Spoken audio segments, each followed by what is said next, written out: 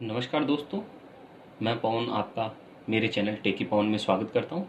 कृपया टेकी पवन चैनल को सब्सक्राइब करें एवं लाइक करें। आइए आज के टॉपिक पर चलते हैं। आज का टॉपिक है two commodity case consumer's equilibrium, जिसे इक्वी मार्जिनल यूटिलिटी लॉ भी कहते हैं। दो वस्तु की स्थिति में उपभोक्ता संतुलन या सम सीमांत उपयोगिता नियम।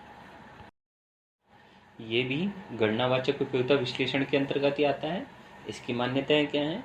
एक वस्तु का उपभोग निरंतर होता है, दूसरा वस्तु की केवल मानक इकाइयों का ही प्रयोग होता है, और तीसरा मुद्रा की सीमांत उपयोगिता स्थिर है। हम पहले वाले एनालिसिस में बता चुके हैं कि मान्यताएं क्या होती है। और वस्तु उपभोग निरंतर करता है, इसका मतलब है कि वो एक बार किसी वस्तु का उपभोग करने बैठ जाता है तो वो उठता नहीं है। मान लीजिए एक रोटी सुबह खाए और एक रोटी शाम को खाए, तो फिर उसका उपभोग निरंतर कहाँ हुआ?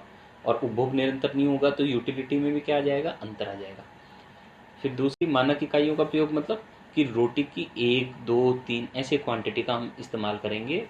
हम रोटी के किसी टुकड़े या भाग का प्रयोग नहीं करेंगे। मुद्रा की सीमांत उपयोगिता को स्थिर माना गया है, अर्थात मुद्रा की एक अतिरिक्त इकाई से प्राप्त होने वाली उपयोगिता में अंतर को स्थिर माना गया है।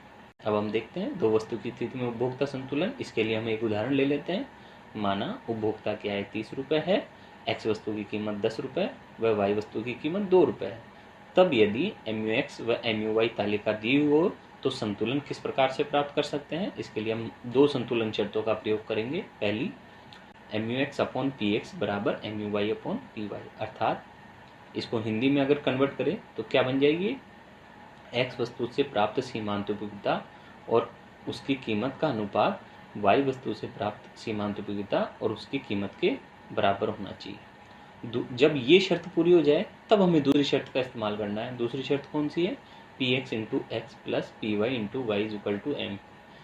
PX का मतलब एक्स वस्तु की कीमत, X का मतलब एक्स वस्तु की मात्रा, और PY का मतलब PY वाई वस्तु की कीमत, और Y का मतलब वाई वस्तु की मात्रा।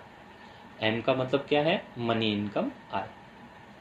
अर्थात दूसरा समीकरण और कुछ नहीं, ये बताता है कि व्यय हमेशा आय के बराबर होना चाहिए, तभी उपभोक्ता संतुलन में होगा। अब तालिका में देख सकते हैं हम, पहला भाग तालिका का कमोडिटी एक्स को बता रहा है, जबकि दूसरा भाग कमोडिटी वाई को बता रहा है। कमोडिटी एक्स वाले कॉलम में हम देखेंगे 4 कॉलम हमने बनाए हैं। यूनिट एक्स का कॉलम, MUX का कॉलम, PX का कॉलम और MUX अपॉन PX का। यूनिट एक्स में हमने 1, 2, 3, 4, 5, 6 इकाइयाँ ली हैं। MUX हमने 20 का पाढ़ा लिया है, 100, 80, 60, 40, 20, 0। PX हमने मान ली है 10, 10, 10, और MUX में PX का भाग देकर हमने निकाला 10, 8, 6, 4, 2, 0। ऐसे ही कमोडिटी वाई में हमने यूनिट वाई ली है 1, 2, 3, 4, 5, 6। MUY ली है हमने 24, 22, 20, 18, 16, 14। PY हमने 2, 2 लिया है, और फिर हमने एंड में निकाला है MUY अपॉन PY 12, 11, 10, 9, 8, 7। इस तालिका से हमें दो संतुलन प्राप्त हो रहे हैं। पहला संतुलन कहाँ हो रहा है? जहाँ MUX अपॉन PX 10 है, यूनिट एक्स की एक इकाई से हमें 10 MUX अपॉन PX प्राप्त हो रही है, जबकि यूनिट 3 इकाई से भी हमें MUX upon MUY upon PY 10 प्राप्त हो रही है। अब देखते हैं इसमें संतुलन हमारा कहाँ होता है। उसके लिए हमें दूसरी शर्त का भी प्रयोग करना पड़ेगा।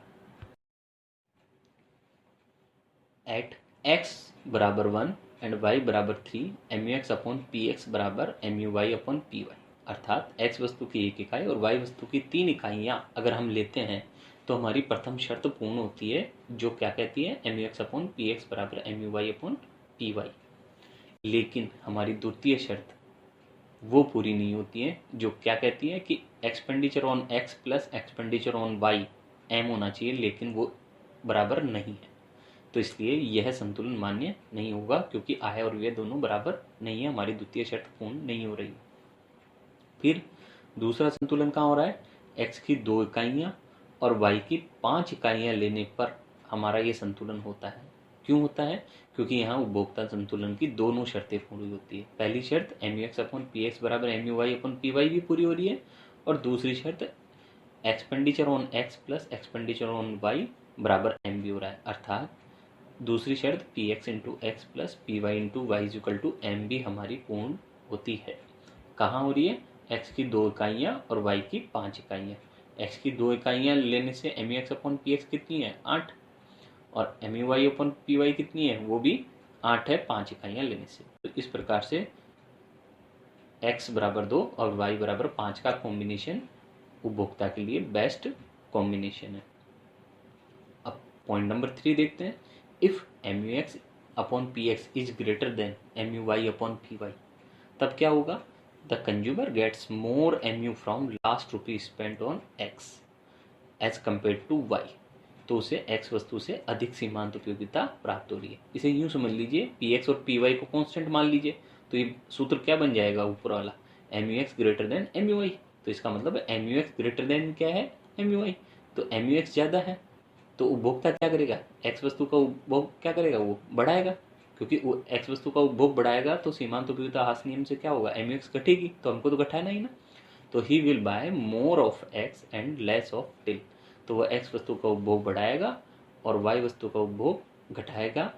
तब तक यह काम करता रहेगा जब तक कि पुनः M U X upon P X बराबर M U Y upon P Y नहीं हो जाता। ऐसे ही point number 4, if M U X upon P X is less than M U Y upon P Y, the consumer gets more M U from the last rupee spend on Y as compare to X. अगर M U X upon P X less than M U Y upon P Y होगा तो Y वस्तु से उससे ज़्यादा वो मिलेगी utility. तो वो क्या करेगा? एक्स वस्तु का उपभोग, वाई वस्तु का उपभोग तो क्या करेगा? He will buy more of X and less of Y. वह एक्स वस्तु का उपभोग बढ़ा देगा और वाई वस्तु का उपभोग घटा देगा जब तक कि पुनः M U X upon P Y M और M U Y upon P Y नहीं हो जाता। यहाँ लास्ट वाली लाइन में थोड़ा चेंज है दोस्तों बोलने में। He will buy more of Y and less of X, अर्थात एम यू एक्स चूँकि कम है और एम यू वाई ज़्यादा है, इसलिए वो वाई वस्तु की अधिक मात्रा खरीदेगा और एक्स वस्तु की कम मात्रा खरीदेगा तब तक जब तक कि पुनः M U X upon P X बराबर M U Y upon P Y हो जाता। अर्थात सिंपल सी भाषा में, जिसकी सीमांत उपयोगिता अधिक होगी वो उसका उपभोग ज़्यादा करने लग जाएगा और जिसकी सीमांत उपयोगिता कम होगी उसका उपभोग वो कम करने लग जाता है। तो ऑटोमेटिकली वो वापस से संतुलन में आ जाता है। अब यह चित्र देख सकते हैं दोस्तों, यह चित्र बहुत रेयर केस में आपको सही मिलेगा। मैं काफ़ी कॉन्फिडेंट हूँ कि ये चित्र मेरा सही है, एक्यूरेट है, एकदम नाप कर बनाया हुआ है, तभी ये सही बैठता है। अगर इसमें स्केल का प्रयोग थोड़ा सा भी इधर उधर हो जाता है तो ये सही नहीं बैठता है। तो ये हमारा चित्र कौन सा है? समसंज्ञात उपयोगिता नियम या दो वस्तु की स्थिति में उपभोक्ता संतुलन। इसके लिए आप क्या करें कि लेफ्ट साइड में y और एक्स एक्सिस का एक पॉइंट ले लें और राइट साइड में y और एक्सिस का एक ले लें। अर्थात दो डायग्राम को मिलाकर आपको एक डायग्राम बनाना है। एक साइड में, लेफ्ट साइड में हम ले रहे हैं M U X upon P X को नापेंगे और वाई साइड जो इधर दाएं तरफ वाला डायग्राम है उसमें हम किसको नाप रहे हैं? M U Y upon P Y. ध्यान रखना, दो डायग्राम है लेकिन उल्टे रखे हुए हैं, इसलिए हम लेफ्ट साइड वाले में तो क्या नाप रहे हैं? M U X upon P X, और वाई वाले दाएं वाले में क्या नाप रहे हैं? M U Y upon P Y. ऐसे ही एक्स एक्सिस को हमने दोनों से मिला दिया है, दोनों से मिला दिया है तो क्या हो रहा है कि ऊपर वाली जो 0 1 2 3 4 5 6 7 है वो तो एक्स वस्तु की मात्रा को बता रही है और नीचे वाली जो यूनिट्स हैं वो किसको बता रही है? वाई वस्तु की मात्रा को। आप एरो देखो, मैंने एरो लगाया है। और फिर हमने क्या किया है कि बाएं वाले क्षेत्र में हमने कॉम्बिनेशन, जो हमारी तालिका दी गई है उसको निकाल कर हमने ये कॉम्बिनेशन बनाए हैं जिससे हमारा M U X upon P X curve हमें प्राप्त हुआ। ऐसे ही दाएं वाले डायग्राम में हमने कॉम्बिनेशंस अपनी तालिका से निकालकर कमोडिटी वाई के M U Y upon P Y वक्र बनाया है जो कि आपको दिख रहा है। अब इन दोनों कर्वों ने कहाँ काटा है? एक दूसरे को ई बिंदु पर, और जहाँ ई बिंदु पर काटा है आप देख सकते हैं नीचे की साइड में एक्स वस्तु की 2 इकाइयाँ और वाई वस्तु की हमें 5 इकाइयाँ प्राप्त हो रही है और M U X upon P X और M U Y upon P Y E बिंदु पर कितने हैं? इधर भी 8 है और इधर भी 8 है। तो ये हमारा संतुलन हो गया है दोस्तों, दो वस्तु की स्थिति में उपभोक्ता संतुलन। आप इसको अच्छी तरह देखें, आपको समझ में आ जाएगा। Thank you.